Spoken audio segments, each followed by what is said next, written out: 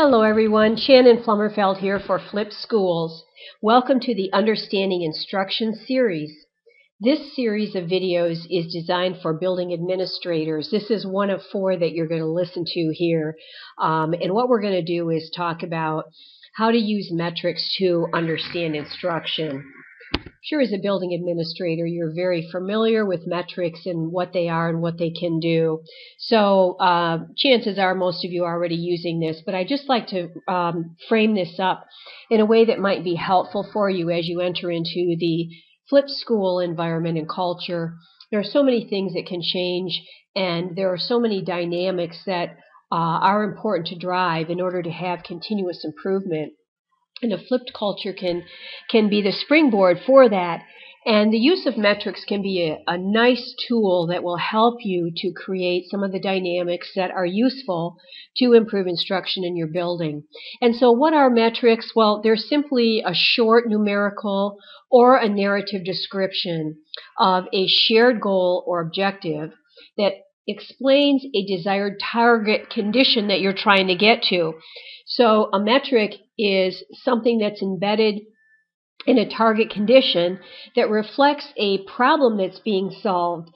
You have a goal or objective that you're working together on, some kind of a problem you're trying to overcome or solve.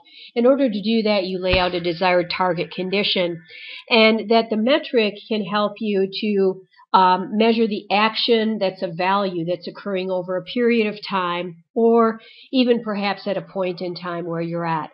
But metrics in this regard then can be very, very helpful, and especially in a flipped school environment. What happens is that there are many, many opportunities now for teachers to begin to collaborate and work together.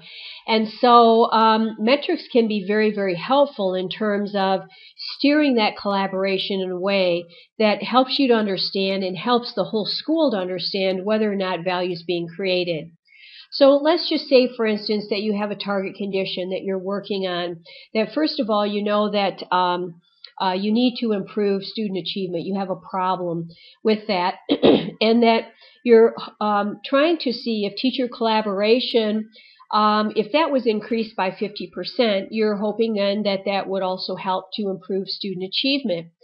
Again, we're not trying to, with these metrics, conduct any kind of a causal study or cause and effect study, or have to conduct any kind of factor analysis or anything. Just taking some simple data points and tracking those in a way that makes a target condition come alive is really pretty effective and enough to be able to understand if value is being created. And another example might be, let's say you have a flipped school and you're trying to look at teacher collaboration. And teachers might be collaborating, but maybe the quality isn't that good. So you want to move the quality level up in collaboration. You want that to be a part of the positive building culture and a culture of learning. And you're also hoping then that if the teachers can model collaboration and the positive building culture is impacted, that in turn we can begin to see that student behavior problems decrease by 80%. And so again, that's an example of how you can create a target condition that includes a metric in there. Here's a third example. Teacher collaboration will support the success of a peer review process.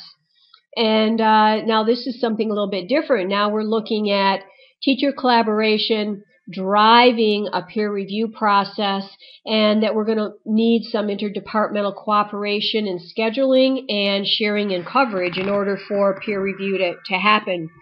So these are all examples, but there could just be thousands of examples. The idea is that of the many, many possibilities, that you start to focus on a target condition that actually solves a recognized problem.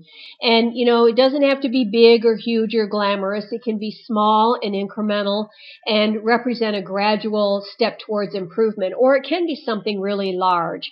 The idea, though, is that if you can take a metric and put it into a target condition and use it to understand what's going on in the instructional culture of your building, can be very, very helpful. And furthermore, these are pretty easy to put into a visual management genre. So what we would try to do with each one of these examples, for instance, over a period of time, again, we're trying to measure actions of value over a period of time.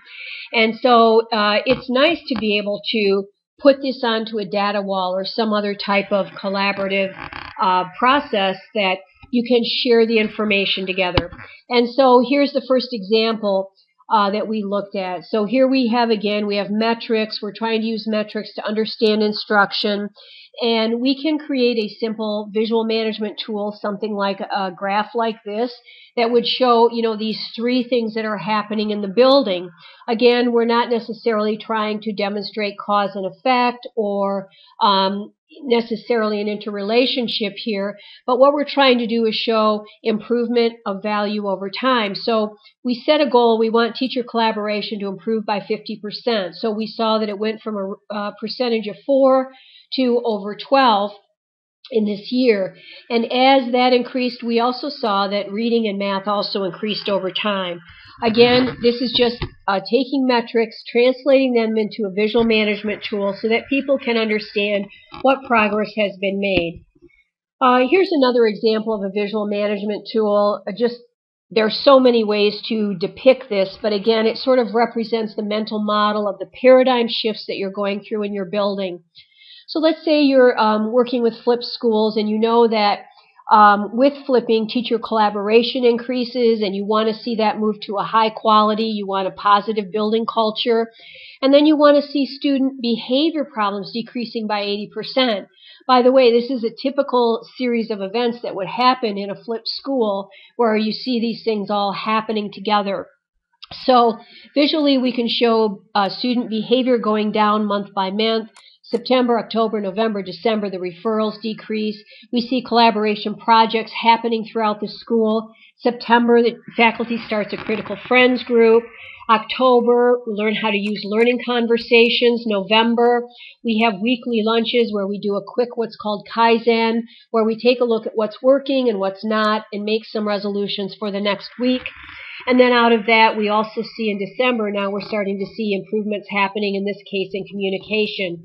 So again, very easy to depict this. It doesn't take a lot of work, but it can be really exciting for a school to be able to observe these changes. Here's the collaboration example with the peer review process. Again, we're looking for incidents of scheduling cooperation and coverage sharing within and between departments. And so now we see, by English language arts, social studies, foreign language in blue, math and science red, arts and business in green. We can see these incidents happening and how many are happening. So again, using visual management combined with metrics, we're looking to see where value is being driven in order to both understand and impact instruction. Well, I hope these three quick examples have given you a glimpse into perhaps how you can more effectively manage as the instructional leader of your building. And again, simple tools, easy to use. If you need more information, please visit the Flip Institute website at theflipinstitute.com. I hope you enjoyed the video. Thanks for listening.